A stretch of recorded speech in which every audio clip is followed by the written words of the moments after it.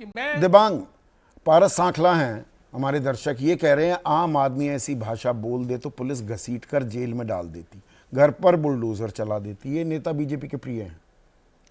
बिल्कुल, मेरे ख्याल से ये बहुत चिंता की बात है और लगातार जो इस तरह से एक के बाद एक बीजेपी के नेता ऐसी बात कर रहे हैं, लगातार ऐसी बात रुक नहीं रहा ये सिलसिला, रुक नहीं रहा सिलसिला। प्रधानमंत्री के चेतावनी के बावजूद ये संशय पैदा करता है कि हो क्या रहा है। एक बात।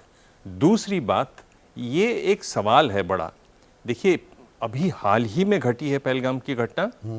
हम देख रहे हैं कि आईएसआई की बड़ी कोशिश रही पंजाब में जब आतंकवाद हुआ, किस तरीके से यहाँ दो धर्म आपस में लड़ जाएं, पंजाबी लड़ जाएं, पंजाब के लोग, सिख लोग लड़ जाएं हिंदुओं से। उनकी बड़ी कोशिश रही। कश्मीर में हुआ, लगातार धर्मस्थलों पर हमले हुए कि भाई किसी तरह से यहाँ मुसलमान और हिंदू में लड़ाई हो जाए। ये उनकी पॉलिटिक्स है।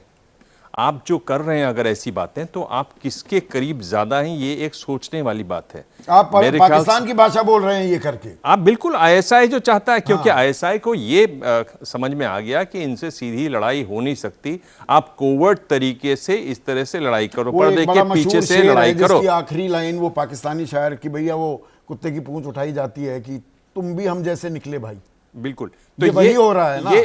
तो ये क्या वो कोशिश नहीं है? ये समझने वाली एक बहुत बड़ी बात है। दूसरा, मैं कह रहा हूं कि चुनाव आने वाले हैं।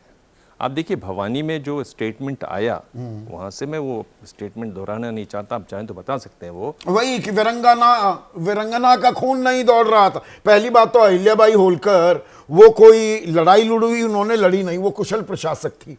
आपको इतिहास भी नहीं पता और कह रहे हो कि नहीं हाथ जोड़ोगे तो गोली तो मारी ही जाएगी। अपनी बेटी, अपनी बहू को बता देंगे ये जांगड़ा साहब, ये रामचंद्र जांगड़ा कहां से पता नहीं कैसे कैसे हमारे राज्यसभा सांसद बन जाते हैं। मैं कह रहा हूं, बिहार में चुनाव होने वाले हैं और महिलाओं में ये जो भाषण है, ये जो बात उन्होंने कही, जो भिवानी से बाहर आई, उससे लेके बहुत असंतोष है, तिलमिलाई हुई है कि किस तरह की बात करते हैं। बीजेपी खामोश है, आप असंतोष की बात करें, बीजेपी चुप्पी, मीडिया ने भी कोई खबर नहीं उठाई, इसे गैर जरूरी समझा। हाँ बिल्कुल, मीडिया की तो बात हम लोग समझ सकते हैं मीडिया में क्यों है, पर मैं कह रहा हूं जिन्होंने भी ये बात सुनी वो उससे बिल्कुल ये घृणित बयान है। इस बयान के लिए उन पर कार्रवाई करनी चाहिए, ऐसा सब मानते हैं। इस तरह के गैर जरूरी बयान में एक और सवाल जोड़ दूं, देश की छवि को खराब करते हैं। बिल्कुल बिल्कुल, देश की छवि नहीं लगाई जाती, बिल्कुल देश की छवि को खराब करते हैं। मैं कह रहा हूं कि उनको पॉलिटिकली भी उनकी हालत को खराब करते हैं। लगाम क्यों नहीं लगाई जा रही और अभी ये क्यों उभार आ रहा है? अगर आप देखें, आपने खुद ताली बजाई थी यहाँ पर, पहलगाम हमले के कुछ दिनों बाद यहाँ चर्चा हुई थी। आरएसएस के एक प्रवक्ता आए थे, उन्होंने जिस तरह से हिंदू मुस्लिम एका की बात की थी, आपने कहा आरएसएस के लोग ऐसी बात कर रहे हैं, ये बड़ी बात है। प्रधानमंत्री की जो पहला भाषण था उसमें भी हिंदू मुस्लिम बिल्कुल नहीं था, एकता की बात थी। ये दोनों अपनी जो पुरानी लाइन है उससे हटते हुए नजर आ रहे थे।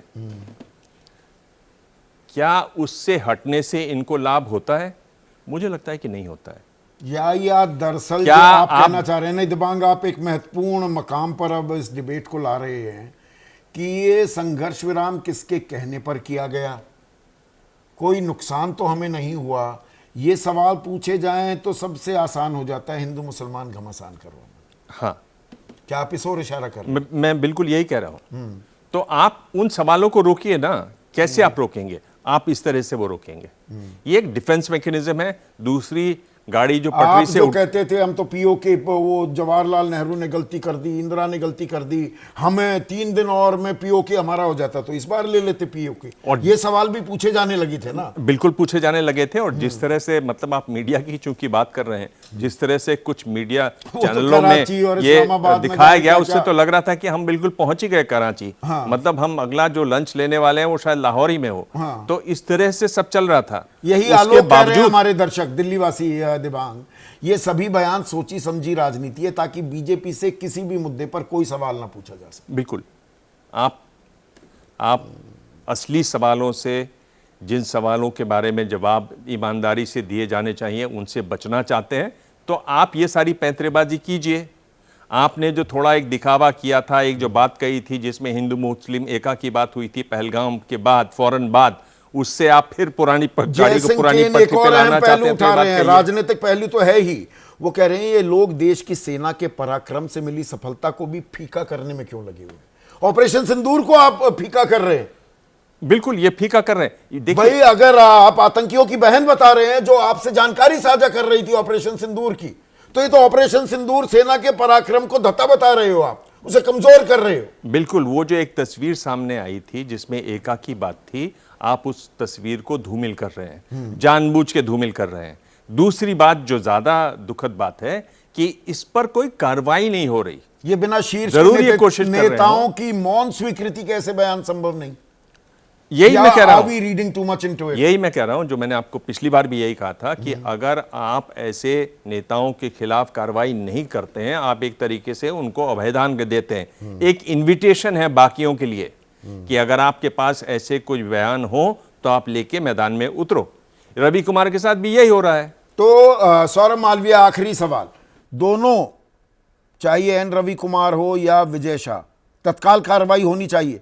देखिए यहां पर जो जनता कह रही है, क्या आप उन सवालों से ना इत्तेफाकी रख रहे हैं कि ऑपरेशन सिंदूर का रंग फीका कर रहे हैं, देश की एकजुटता को कमजोर कर रहे हैं? इन पे कार्रवाई होनी चाहिए ना? देखिए संदीप जी, सेना के साथ, जवानों के साथ पूरा देश खड़ा है, हम सब सारे लोग खड़े हैं, हमें गर्व है। और इस तरह के बयान जो भी कर रहा है वो निंदनीय है, निंदनीय है। जिसका भी बयान है वो निंदनीय ठीक है, रागनी नायक आपको जोड़ना चाह रही हैं, 30 सेकंड्स प्लीज। संदीप जी देखिए, सबसे पहली बात तो यह है कि देश और सरकार पर्यायवाची शब्द नहीं है। देश शाश्वत है, सरकारें आती जाती रहती है। सरकार से सवाल पूछना, गलत नीतियों पर कटघरे में खड़ा करना, देश या सेना से सवाल पूछना नहीं होता। दूसरी बात, प्रज्ञा ठाकुर गोडसे का महिमा मंडन करती है, मोदी जी कहते हैं दिल से माफ नहीं किया। मुसलमानों का जिक्र करके गोली मारने की जो बात करते हैं वो दिल्ली के उप मुख्यमंत्री हैं भाजपा सरकार में। और जो दंगा भड़काने का जिनके ऊपर कोर्ट संज्ञान ले रही है वो दिल्ली के पर्यटन मंत्री है। क्या करते हैं मोदी जी? क्या बढ़ावा नहीं दे रहे हैं? और बिल्कुल सही कहा देवांग जी ने कि पाकिस्तान जो नैरेटिव चाहता है देश में कि हिंदू मुसलमान बटे, उसे सजीव रखना, जीवंत रखना और उस पर सियासत करने का काम पर इस भारतीय पर जनता पार्टी और तत्काल RSS रोक देश लगाने भर की में जरूरत है, क्योंकि दरअसल जयसिंह केन जो कह रहे हैं, जो हमारे बाकी दर्शक कह रहे हैं, ऑपरेशन सिंदूर का रंग भी फीका करते हैं। सेना का पराक्रम, शौर्य, जो वीरता है, उसकी जो गाथा हम पूरी दुनिया को सुना सकते थे, उसे भी हम थोड़ा बदरंग कर रहे हैं क्या? और जो हमारी आत्मा है, भाई आत्मा पर हमला हुआ था, हमारी आत्मा क्या है? अनेकता में एकता, यही आइडिया ऑफ इंडिया है।